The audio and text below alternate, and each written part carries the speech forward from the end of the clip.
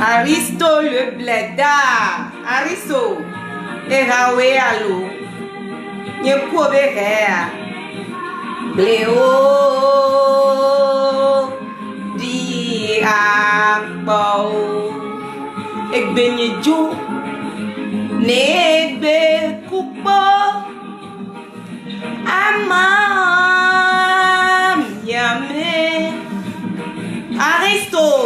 Et Raoé a. Ne bete bose ha la file pepe anodunkum. Dia bo enyao la signe njable. Njakunpo. Ma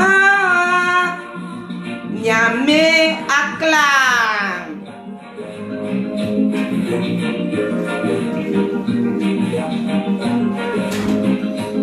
Partagez le direct. Et toi m'a partagé Kimboué.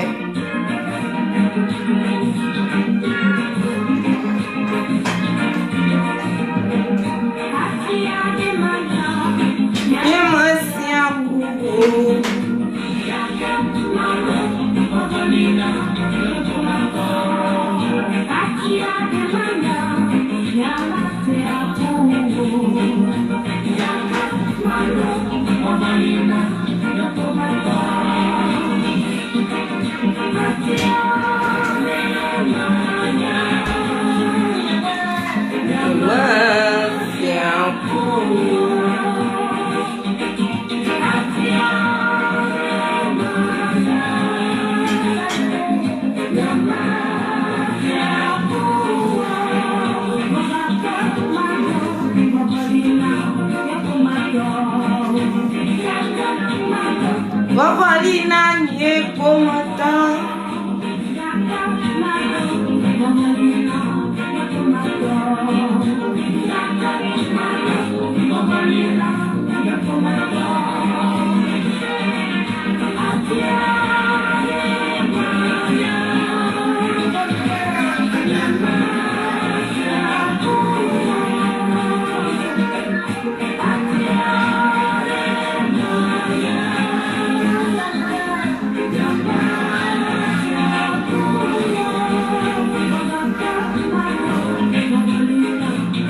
Partagez le direct.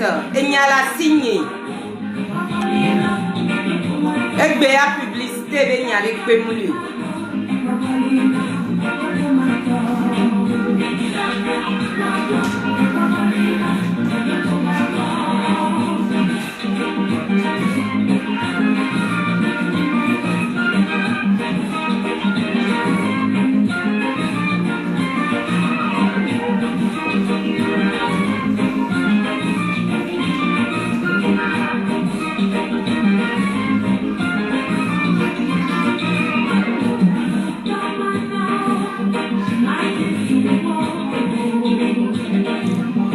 Partagez le direct. Ndiaponpo.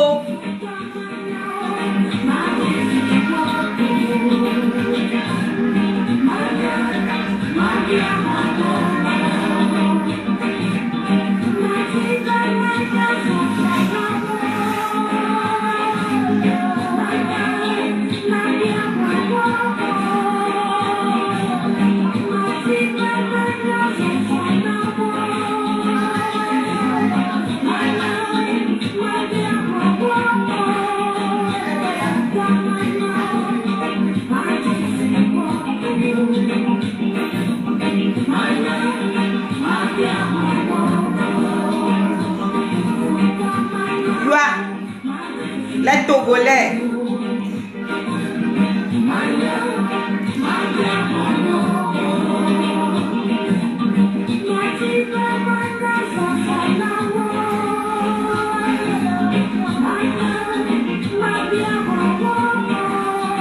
Partagez le direct. Bipez-moi Aristo le Blédard et boss des boss. Il est dit n'est que boss nama. Connectez-vous. Eh oui. Ma blé ami. Boss des boss. Partagez le direct. Oh, il n'y a rien dans la jalousie. Partagez le direct.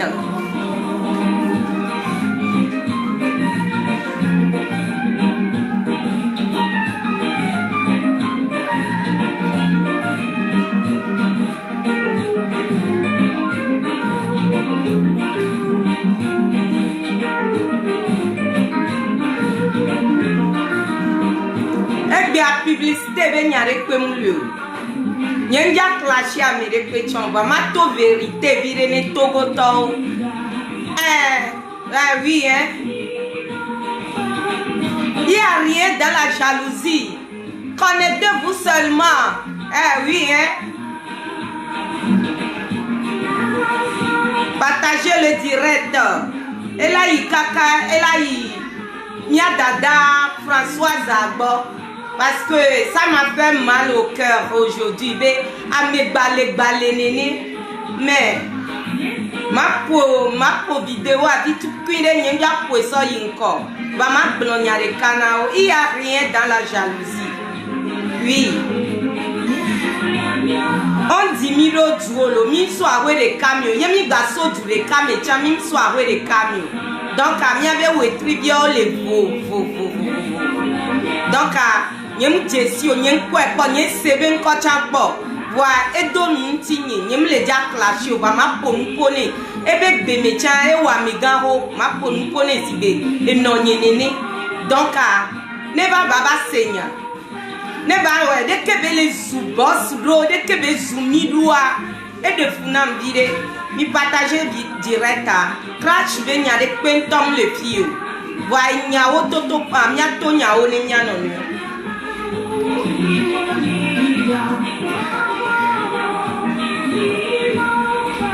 Dodo dati.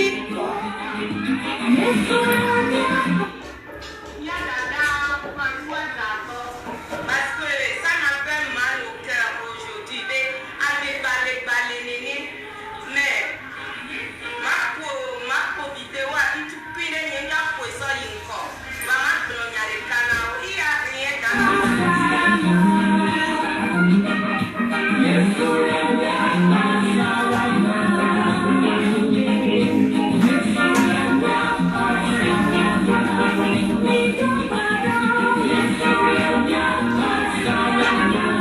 partagez le direct. Nemi 100 personnes ou anima pour ma blonia sous bord donc à mi partager direct non. Ah oh non Daniel, on n'a pas besoin de pour faire nous. On n'a pas besoin de vous pour faire nous. Article 228. Boamena nous vivi akla toujours. Nous n'y akla dans yoni. Akla me dede ma pohaya de ka ken gwa nya twedi nya dada ko ile yo MND Françoise yenti musi caméra do witroya nyemto egbe anyeto jour de repos nyembe o livraison mugbombe ma va me la ni voir et dibe mvire partager le direct.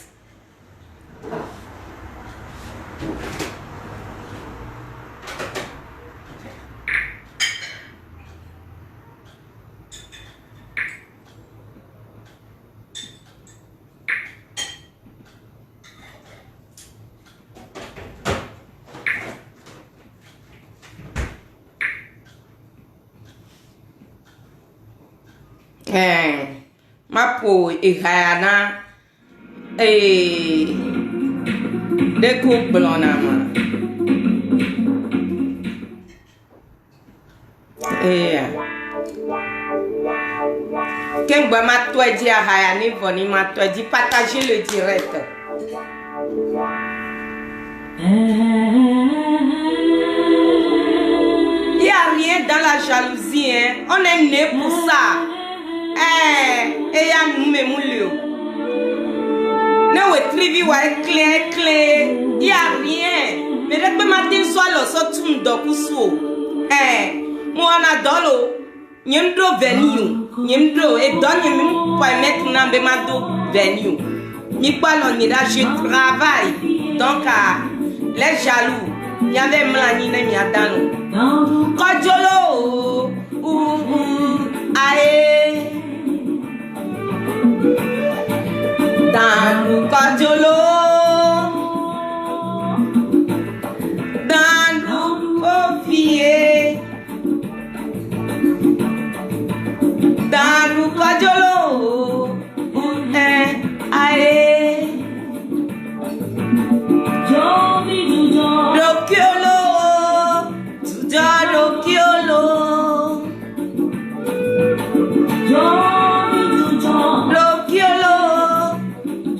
Rokiolo,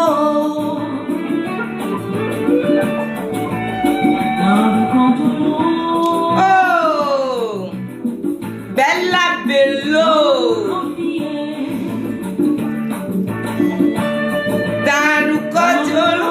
Et bien, publicité, venez aller partager le direct. Il y a eu 100 personnes, ma poule, acclamez les là. Oh, mbi ari son ba bisu na mo e we na pe e wa be ba zantana. Ai, fi eleve, fi eja. E na wale no kane lumae ngoni ale be me na o. Ah. Ngoni no kane lumae ngoni ale be me na o. Ah, hey, qui est le bébé? Ah, Aristo le blé d'angba bisou na mo béa, quoi au bas santana. Qui est ton bébé? Qui est Jean? Ah, dans le copier, dans le cojolo, aïe. Dans le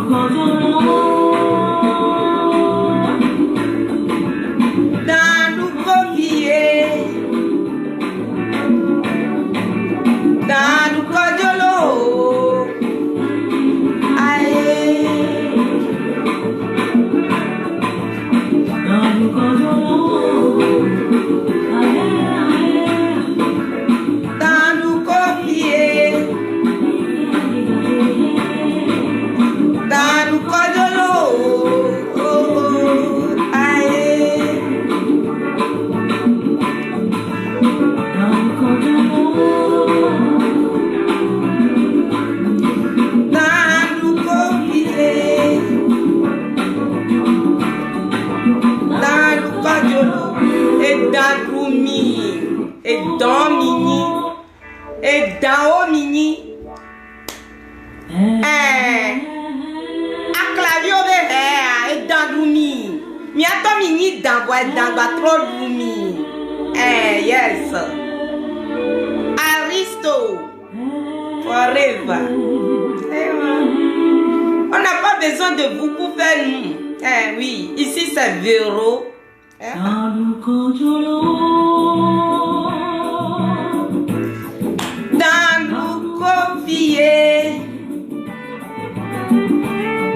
Dans le cojolo, et dans la Daniel. Jalousie cœur. Nya dada Françoise MML, je ne sais pas, c'est encore un polo. Depuis que les Facebook dit en pona mi obenoa, Nyem c'est Françoise moi ben kokbo au nom de Dieu. Voya Jessie kaka les Zoom boss, Zoom Aristo, Zoom Coco, Zoom Mio oh blewe Emma oye mio wati mo mia maman non a blon benade yo amaya le bien le noué eh bien nous l'entigne elle est bien nkentio nkele il y a rien dans la jalousie vogan via abado ya o badi jiji abado me vele nyonu ma nyemo jesio nyemo poepo nyemo nyabogan via dodo boa ma wotonia akama sele no nyebonwa mo dogbo agomo ni benade amedo logbo awono biando mo sunwo mo poepo nyo pa mi apo alo menene ma enonye ne se fiela po ware mo le do nywere bogan bio mi kwasi ti na mo lo bogan bia mo lo wati bia do nywere mi agblena wa nyemo no apo nyemi handu donc bogan bia bado wo gbadi jiji ai bado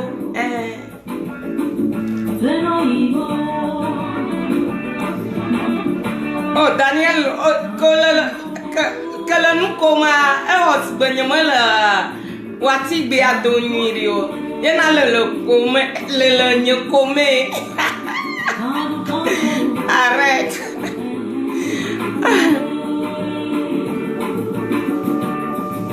yo oui là si tu n'es pas là tu as aidant donc allez on le bogan via on le nous bien do nyema nyanu kamawo ogomo nyi boba boss de boss ananga yena nyonu le ko nyema jesio lan koyombe aleka ma Françoise lo nyema sen koma le Facebook ya di polo tout ben maman le gbe enu ase donc ma ko na mietia nyase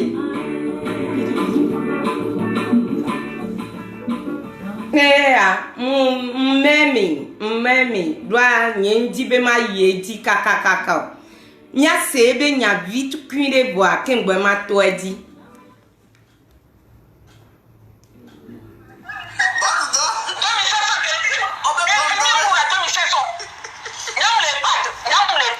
j'assume mon travail, je continue. Mais j'assume. Mon vacation supplémentaire. Vous connaissez parce que nous, on a donné 2 jours de travail, 2 jours de repos. Moi, expliquer l'ami. 2 jours de travail, 2 jours de repos. On a un week-end sur 2. Par exemple, une demi.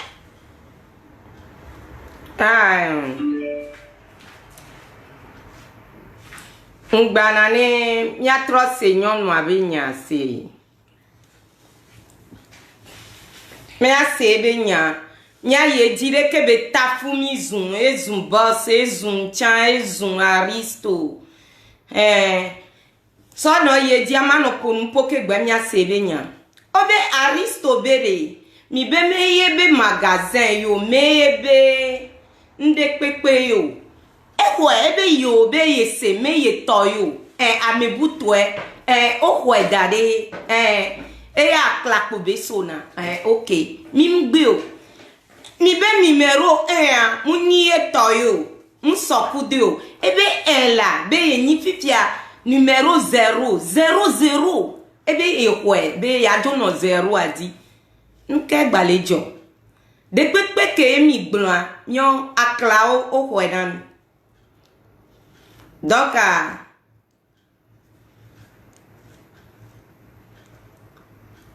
mi kwe na mi kwe nini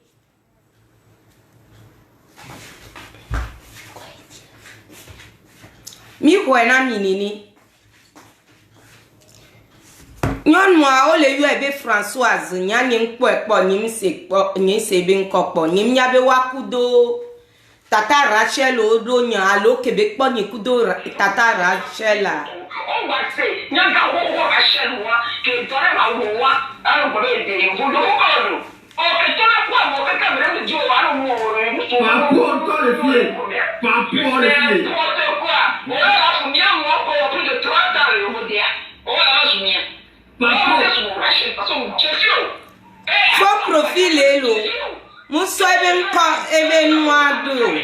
On y a le collier, on va tout le programme au Ginois. Il y a le tout au temps et une façon de l'équia. Mais pas beaucoup de ciment là pour. Bah, mes gars, on va aller au nuit à Gaïa. Moi, quand on a dit que quelqu'un a dit là, on va les dire, on dit, le conseil là. Moi, ça va pas. Si il y a un déboss dit. On le voyait. Presque on le voyait. Pour on les millions. On le dit à 10 ans, on vient au lait. Et puis on va le sauver de millions de dollars. Pourquoi? Mais bon, on est les en cachet de l'eau. On va nous dire tous les lumières. Ça, je ne sais pas. Bon, mais tu vois, bien quoi. Mais pourquoi il y a les biadia? On va donner Nyareka biotogoto, est-ce que na medento soit ebe ga, ebe million, ebe ga, le na mede e jagoya, allo e warikea. Minya meke amenene ke enuya, na amesia meke boss le ede, na mesia mebe na yasi kamera, nka le dibera, abobola di le pe adi, e amuni numeo. Mia yedi. On va y aller encore. Alors, le boss n'a mis que, boss n'a mis que ça va pour l'accident. Avant l'accident, alors, on a au break, on me dit pour le boyer, on l'hôpital là, on le boyer, on le naïo. Non, on l'a dit à diviser, on vient au tomber pour, il y a un autre tomber, on va dire. Nous gagnons le chou, on boit ça, nous gagnons le chou. On va gagner. On va gagner Gawa. Ni pas jalousie là. Alors, le gars, on a. Avant la fait qu'elle dit, on le voyage, on prend la nawa.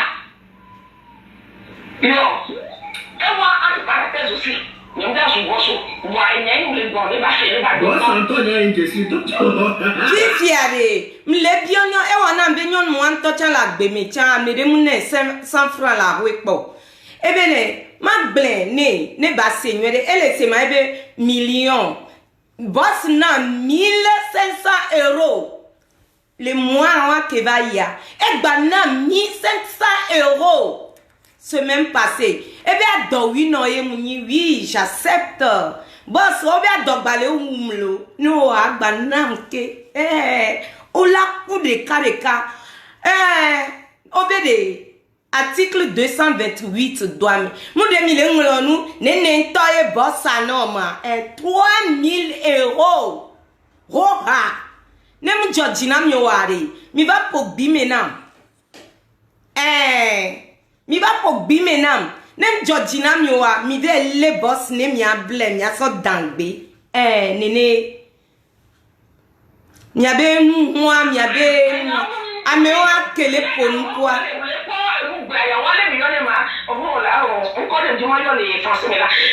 Niko, amela na nima onde pepe na o.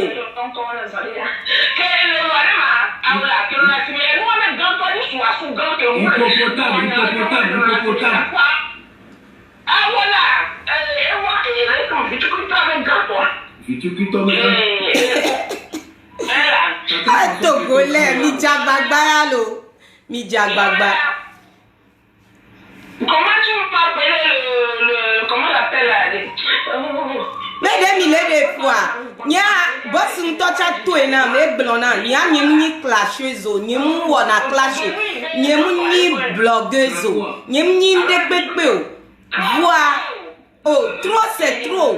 Mi dasi boss, ne boss n'tok pas me de pepe. Crapaud.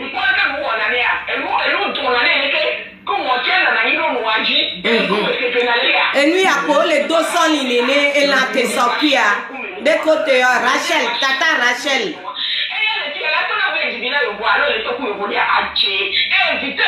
Rachel invité. Le gars, on a oui, alors on s'en fait pour finir ça. Un bon détail, on peut faire parfait. Il y a des dénoncés, les parfums qui les j'ai. Et moi, il y a des dénoncés. Parfum qui on donne là, et si parfum anti, mais ça, ça n'a rien.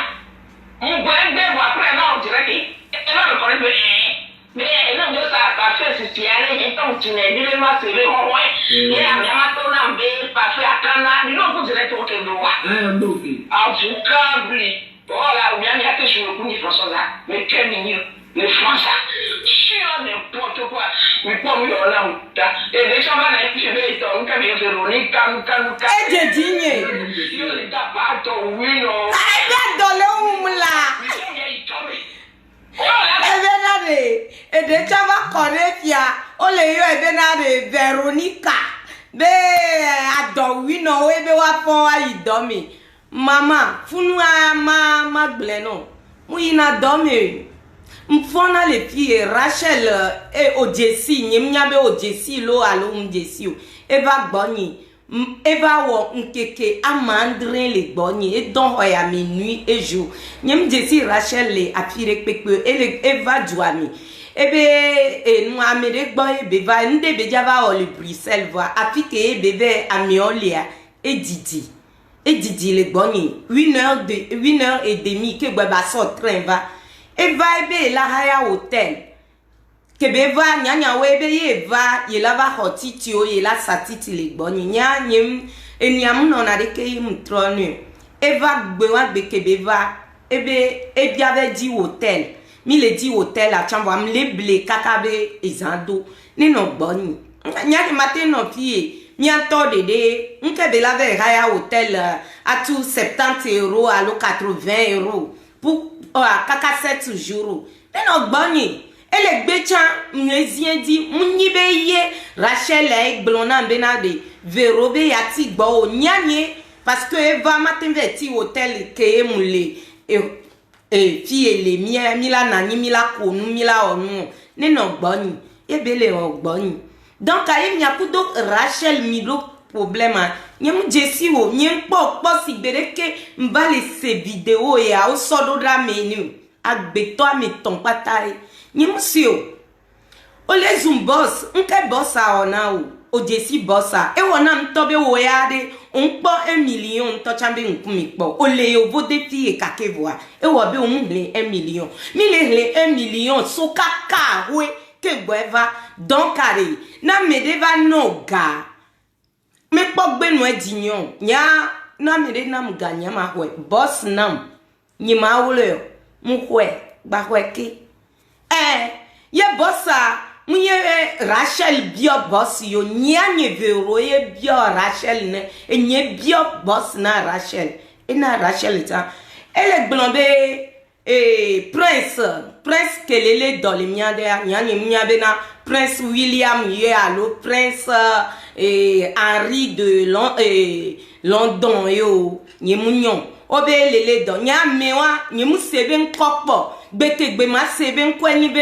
e wonam beke kojo victor gain wo post de lenti ya mi over le critiquer afunu me nyamba Jesi prince mo ko le yo amba le wo nyem Jesi o nyewo anya ameke o Jesi verwa munyebe myokeke po yemi vele o don kwa nyale nyabe telephone o da si mi kwa abati am leolo sunde am jasonalo enuye am jasonalo ao mi nyame nene ke agbetole nurile hihe amia don nene ke ya mi olewa ameko onya ola kwasi idi ya meko Jesi vero chan ola gble munyebe myokeke yemi vele o don kwa nyalo de bio kode nyaso telephone alo nyalo dono kode nyaso telephone nyano filmer ke gbawe nyanyabe mi le o don de mi nyame nene ke die boss le kwa mi nyame nene ke don association ko la lominia va mi le critiquer a mi obensu le glonyon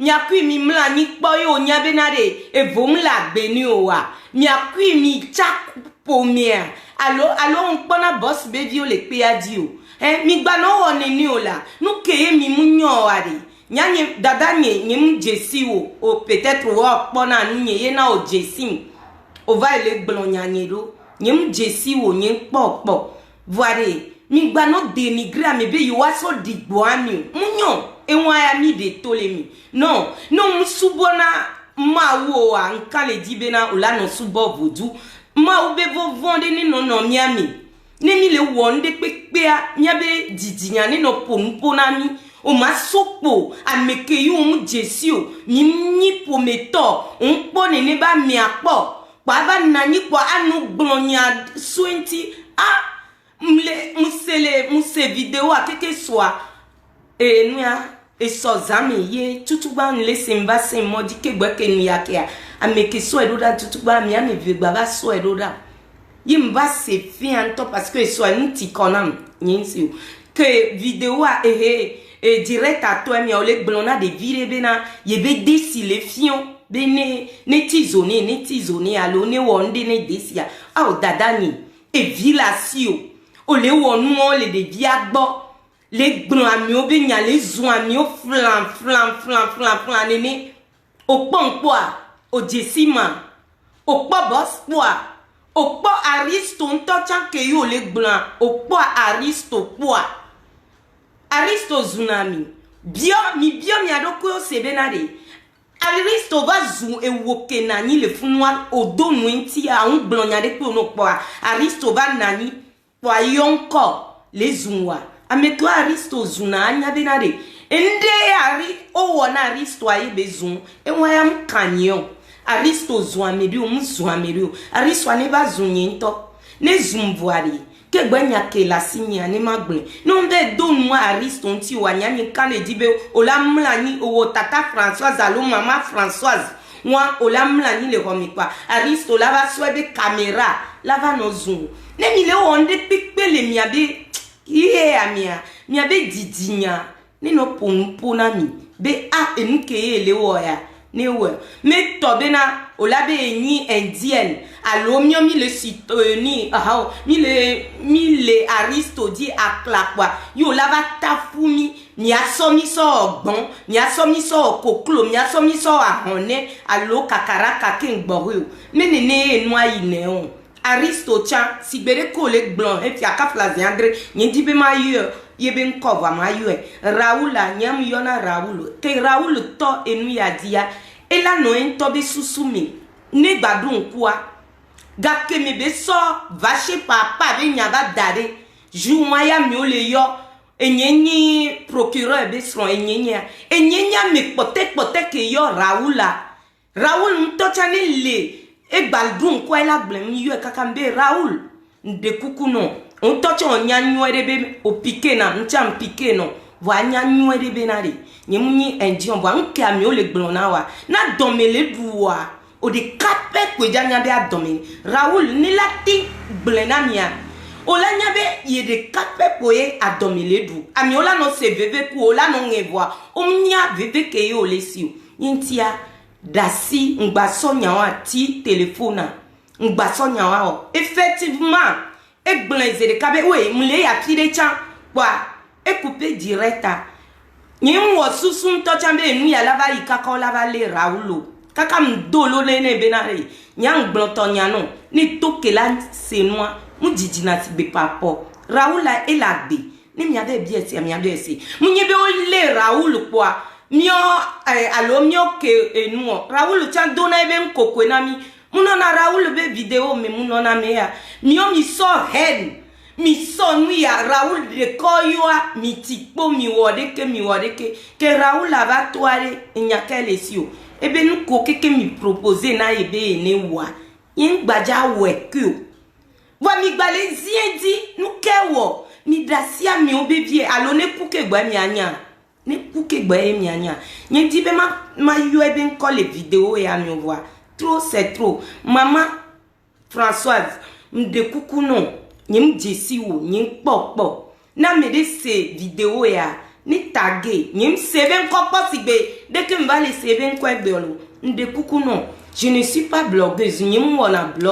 blogueuse benu et nous m'va le ça mi va jesi boss mesia me jesi boss que les asim kaka me nyeku a boss ntoba sim kaka me hors de Facebook et jesi a homina donc ari mde kuku gade non mde kuku non ngba bien kuda me de pekpebe nunti o boss na me de 10 millions boss ntobe gai yinto e wodo ole gblombe na yebe ga enu ya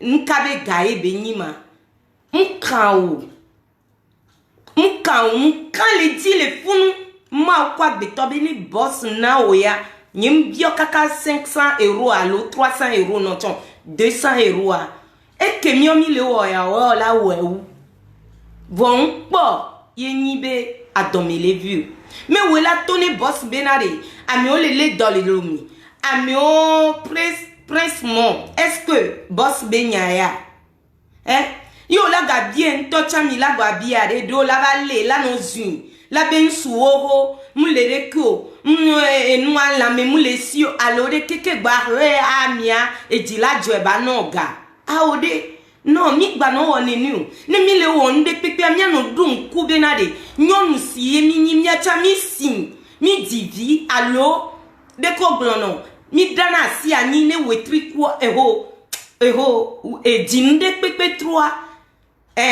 ende tona le mianti miano don kufunu benade e vile miasi jesimu popo ne mi akudo Rachel mi donya panko Rachel ne miawe azwami amekoyo popo ava nani ayo le téléphone be yenyi faux profil a dénigré ami obenusu a dénigré ami obenyonu a dénigré nkeyo munyo abe edea to Véronique be no pon kumenam dati be do bi alonde be yo je ne sais plus odesima msandele kudo poa opon poa o les zoomne ne voit vino yo ni les vieux gbo peut-être doit commencement les tourner des viabilité isolé et nous ami be les direct o khade nya dointi o khade Facebook be nya yanti desi les odina wa que yo tient le glonya wa ezando le ovo devo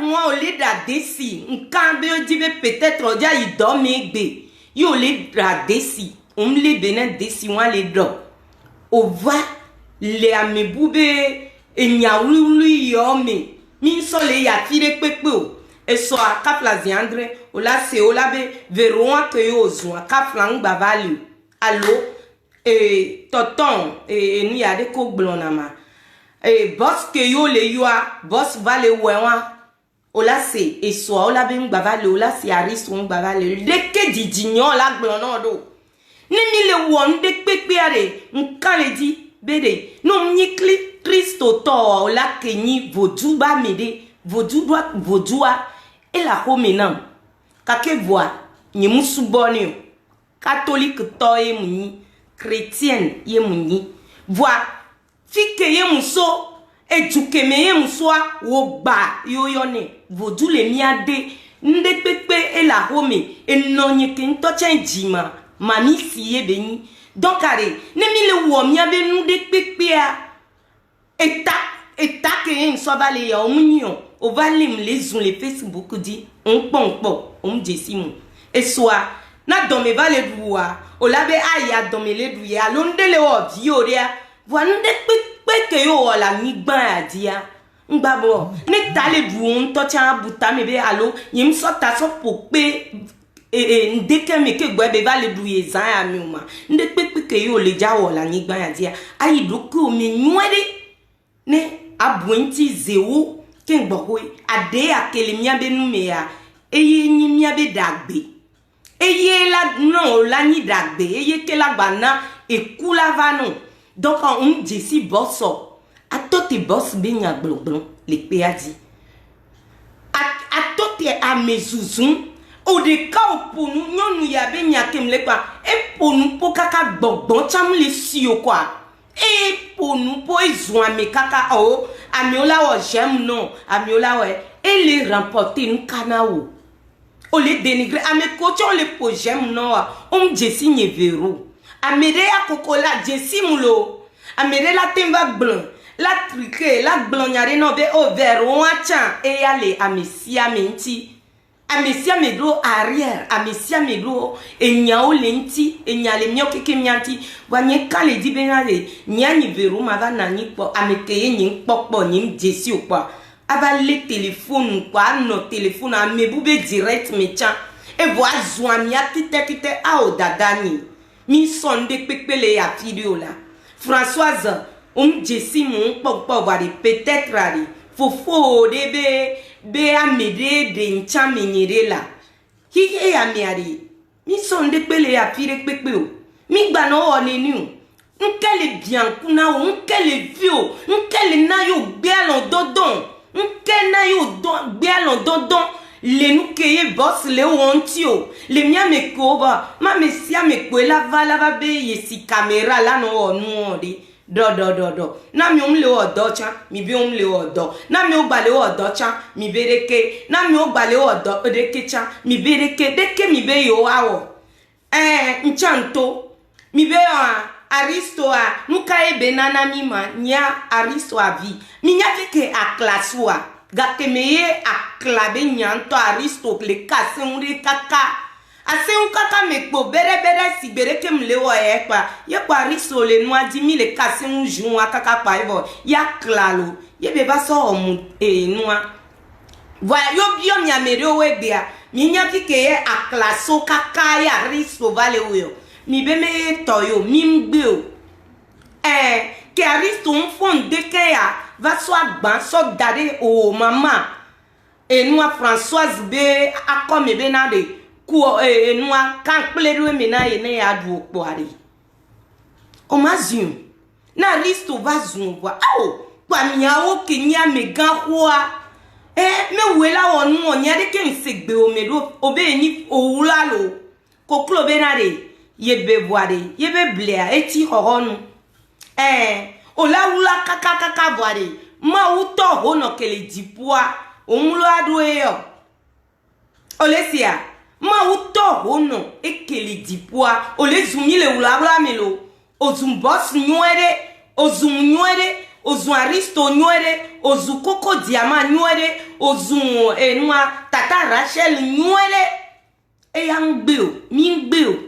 owula kengbo ewelu wa ma uto hono kele dia owula bo omulo adu eyo yentia amere pepe matin so alo abeye tu don kusu yo diwa o di okuye akla eyewa onpla mere pepe va yo bodo ya mere pepe chamdo na mere be va yo bodo mi va vo amere ova ndeke amere ova gavi amere ova wetro gamia cham no na rika mi vai amere o de stron vai amere oa oyona ndebe atike eya amere ova du amere oa business o sova amere oa de estron de elevovo mi va do duo ye mi gbaja jodo duton même yo gbadi mi ame ve allo eno de kabe bi mi nicha ye mi va du ya mi le ja jodo duo donc ari tata maman nde kuku gare eko onwa peut-être on to la no regretter ngba ogbere ko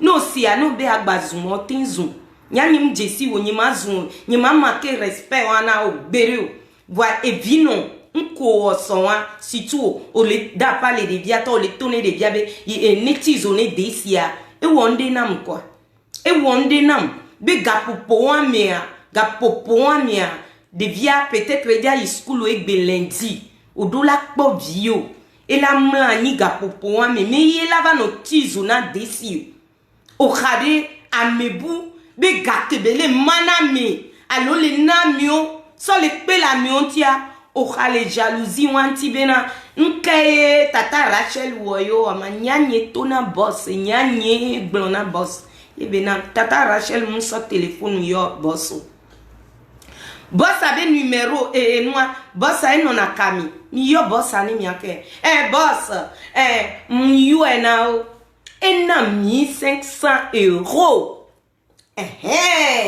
e wa vire ni soa e gba nam ke deux fois ne munyona o wa de tata Rachel tata Françoise de no trop apule o vodecha de no kui no pa no kongbe kaka ne voix ma ba tu hole funwa donc mda sina wewa ne munyona o wa de pa pusia kongbe fi que yo pe kongbe ne vo funwa pusi bi anigba me les oin d'ivoire ma ba tu hole fun ke gwene nyakele asiwa na va glona mi gba no wone ni o mi sonde pepele ya enu ya di ke emilia libi you know Victor Magnon de ke mi adon kokwe ne mi ano ni opo a ewo ameganho ke la no gbenya na de vioa o chon va yo le amebu be direct me et en plus amekebe direct o me yo bo ata ewo nu zizinam nye po me wa chan po de kaje vide e mani nyemnyo amewa de ke nyam pon kume na mekele o video wa amewa mle yo vode ne le yo vode na nyanya wa matin wonu aloko le gblonya to cha la couper video wa amewa cham le yo vode donc a ebe nu won zizi nyame dia pata be nu won zizi na donc a tata na mere jesi tata mnyanyo rebe la no kami no le kamiari de kuku no nsoma ula fono ameko jesi owa bien na sebe nka wo yo va di kude ke ma lo va lolore ke on pop baspo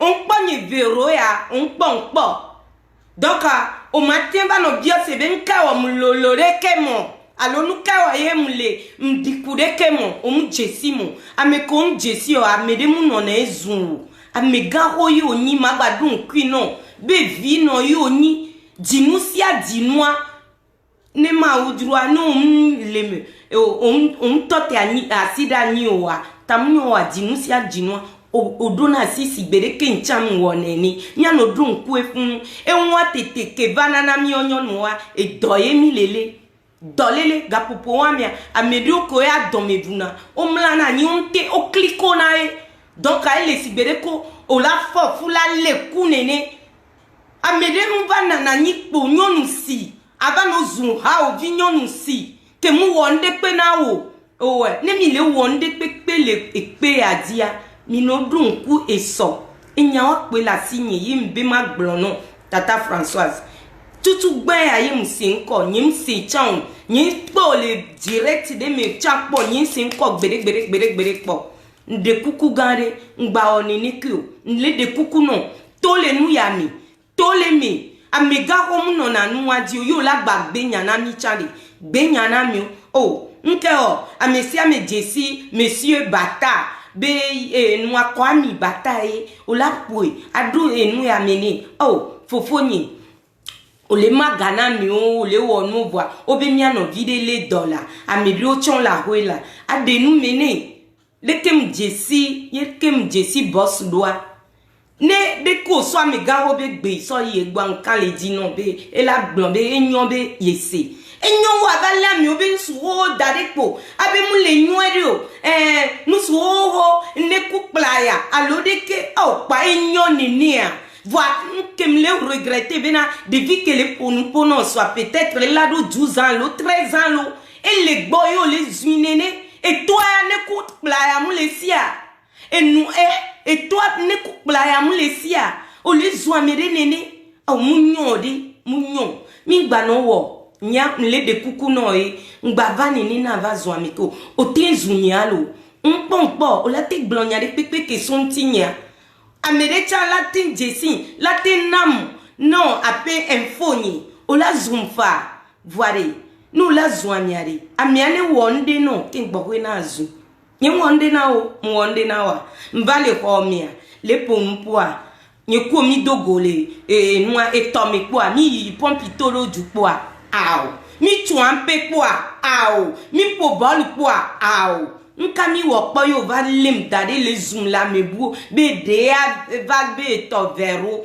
zoom kaka veko so aristo bledi koko va bledi ni ya aloe be ni le numeno Rachel ya ozun fa va je boss di wene bossa trova je Daril di zoom Daril e gomede e wokela no gbenya na mia ne même tocha yo nya vero ojo jesi ncha no yo pon be awe nde o le pe adire ki ama semina we o dada ngba ogbere ku obe Françoise nde o le yo membe alonde npo le noadi Françoise MB nde kuku ngba oke gbere nde kuku mle de lo nje kulo no nsoma ula fono ahade vi wonti ahade de vianti de vi ke yo pompo nya be de kare alo de kova hade vi wonti Baba no Facebook dit na lemi o dade na no zoom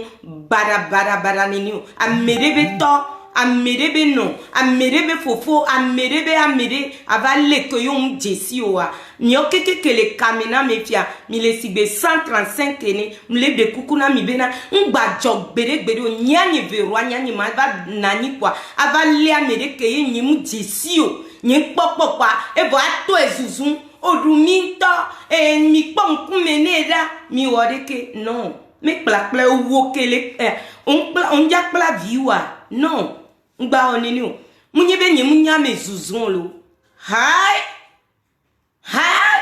ncham wo e ba yinto biotanye ameko jesin le gbosi mi ola kasin non amezuzun voilà il y a rien dedans et nous keke ya Nye 2020 nye be nyama gava tote fiano zwami bla sino ye ma da zwami cho nyama yi noa après ave bio mama nye se hafi ma va zunwo se mbere wati gbe anyenye dodo e ova ma do ke matin do na wa enya wo gbadi didie mni wo gbati kabeli et le vogan toi mi ye beli donc allez mi baba no chaka mi le fi o munyi be na ne mi kwa me o po alo mi wo ma me sia me o mi o keke mi la tin si mi be camera mi no ponpo alo nu ke mi nya mi la no blen va mi blan no mi wula munyi be na me sia me la no blan be e galasi nyento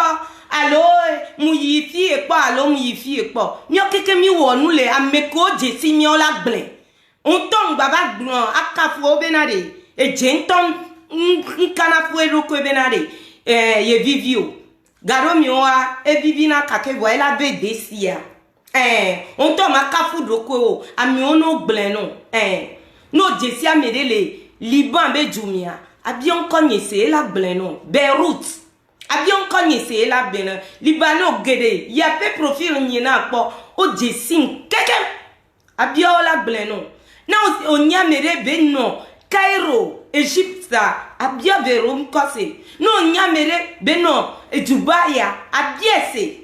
No nyamere beno Jeddah. Les Arabie Saoudite, abion connaissez. Nyacha mi we glo ken ba wewa, mi va poter les pieds. Donc are, munyebe amesia me lava no kenu.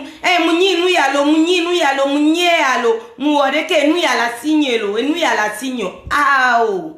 Hi ambione ni. Mi sonde sole ya video ola no ye fia afogba lo poyo la kli afola tende ke kako la tin so afo no fa ola no ye fia o nde pe ola be yin topo emla ni po eku nya no dun kunu si anu ke yo le wole anigban ya di ke po gbaja po ele yin ti adada ni Françoise tutu gben wa yo ke mu li zun ami flan nya nyim nya be wone o lo nyim jesi o nyem jesi o nyem si o nyem atin juger o voi nde kuku ngba o ke de ko zoom boss do de ko zoom do de ko zoom aristo do zoom mi fan muji von jesi mi o amuji ndakpe na mi enu anti be camera po yemgo normalement e gbe yin tombe ninja o publicité o ninja o ndepe o ninja ve gbe achon voi tata poussin be ma va ndakpe na mi ameko pata o suivre ni mi jesi Françoise mi yo ele nu gon mi agble ni be na umzunami ye viola na ni cha ya no zun ami le ami agbo ano zun we ami kaka ntama unami mi troyi epe adi ami kebe ndi be wele primos nde yo mi troyi be pe di ni mi apode ke nyon nu azun ami kaka gbogbon le tipo ni ele jade ni kan le di be funu kebe le soa ade kebe la dia ni kan le di be etele sikem gbeve mla nyo ma gble ya titi parce que e wavun to kwa amizuzun ti be wavun nenia ami ole hihe ami bravo ameke yom jesi oa bravo nyani son kunyemia sobado gbaolo de même que boss chan yen kan le dibe so yebe evo va do gbo o mle gbo po a allo Jessie san allo de ke yen kan le di yen kan le dibe Aristo chan begea e va le yu le tu le kodi nkumena o donc ari mi dasi mi miavo akla nya akla e muni a mesia mi to chan be akla me gbe yo non me gbe yo je suis akla ke ngbe akla to va et nous a de ko blonama et ken boy et de que makavato mi le soit claquer boy Aristo va yen todo kwemi va de makato mi nya fi ke ya klaso a megede le fi ele po me fi am nya fi ke de ko kakaye aklavato le mene Aristo nya sen ke bele kamnya ke joju wa ken boy aklavato donc ami ve mlani ne mi adan Aristo mu wa menamu na Aristo zunwa nkonto e be zunwa nyakwa Aristo a nyave kwe egbo e mi agble wa nyibe ya mere la Aristo dikwa banya domezino kidi kaka abe aku ovo npa mi opo o edolele won ça c'est non maladie e won non le bianda mi o le bianu ku bi o la mere di amekechon kaka no biandwa meko Jessie kaka meko Jessie o le et virtuel tiens baba no bien kudo wa ao et de fou nya pauvre le dak pe na mesia me ke va kpoma be tata mi ayo e mama mi ayo e mi apompo ne benari ete gbazunya falo van gbazu boss kudo Aristo ku pote ete zovero ya nya zumu ona nde pepele ntimi wanchan nya mezuzu ntolo munyebe mle von yo ezuma ncha mazu wa mfien nye sole ya pire pepo fike ye nyama gba ole ye boss la gba zinde na mare nya lady po boss be anam to na fike nya boss la gba boss ela oh lon nyela boss abi a boss dakla boss de boss o be ni nem dana pe donc aye le viamio donc are boss nyekua forever wona gbadi ro dam lo ba yo la gbadi an gbadi sugbon ni ko won povo mano bi vide Bassa merci beaucoup et hawea Bassa et hawea là Bassa 2 fois et na 1500 €. Mais zide et baba nanke 2 fois tata maman nem jotina meroa nebe papusi kongbe boss avi boss opo obi adole ohun lo obi adogbale ohun kelo obi nle wiwi le gbo lo wona gba dide nam la pogbe nu ejiwa ya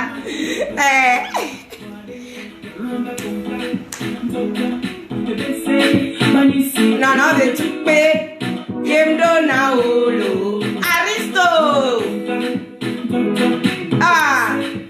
Nben ba kisi na mso opoko kisi na ma oba eni anama estadwa ti epele venchan tie chan le ba kisi na mo be de kwa ki na nkwe oponko wa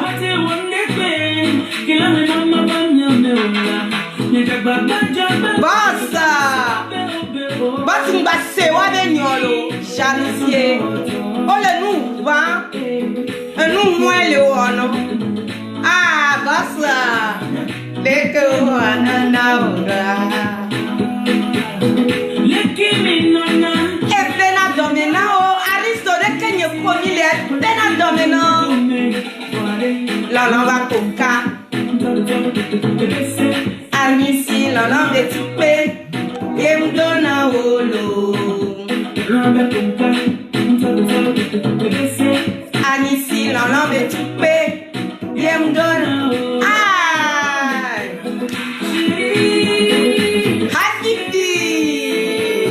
Habibi Ayune merci pour le cœur